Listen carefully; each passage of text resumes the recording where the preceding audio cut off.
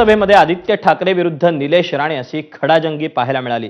मुंबईकरांवर लावण्यात आलेल्या कचऱ्याच्या टॅक्सवरून आदित्य ठाकरेंनी जोरदार निशाणा साधला। यावेळी बोलताना आदित्य ठाकरेंनी चड्डी बनियन गँग म्हणत हल्लाबोल केला। यावरून निलेश राणेंनी ही गँग म्हणजे नेमकं कोण हे स्पष्ट करावं, अन्यथा रेकॉर्डवरून काढून टाकावं अशी मागणी केली।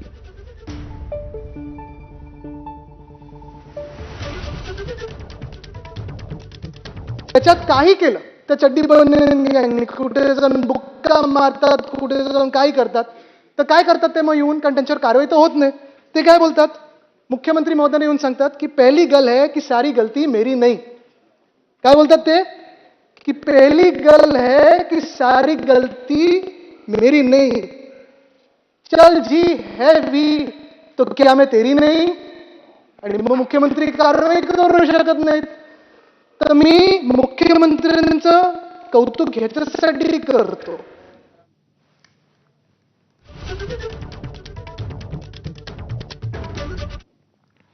तेव्हा काही तांत्रिक कारणामुळे ठाकरे आणि राणे यांच्यातली जुगलबंदी आपल्याला पाहता आलेली नाही। आपण तुर्तास वळूया पुढच्या बातमीकडे।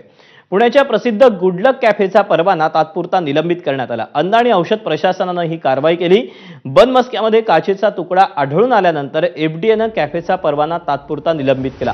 तपासणी दरम्यान काही अस्वच्छ गोष्टी आढळल्यामुळे ही कारवाई करण्यात आली। काही दिवसांपूर्वी एका व्यक्तीला गुडलक कॅफेमध्ये प्रसिद्ध असलेल्या बनमस्क्यामध्ये काचेचा तुकडा आढळून आला होता।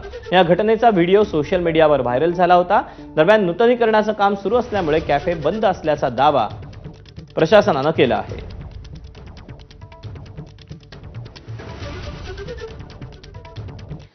तर गुडलक कॅफेतील हा प्रकार धक्कादायक असल्याची प्रतिक्रिया सुप्रिया सुळेंनी दिली।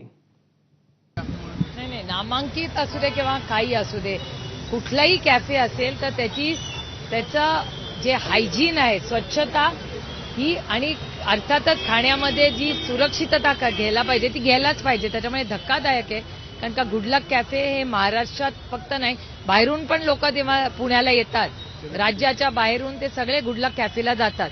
त्यामुळे गुडलक कॅफेमध्ये हे होणं हे धक्कादायक आहे। आणि माझा विश्वास आहे की त्याची मॅनेजमेंट जी नोंद घ्यायची आहे ती नक्की नोंद घेऊन ह्याच्यात सुधारणा आणेल।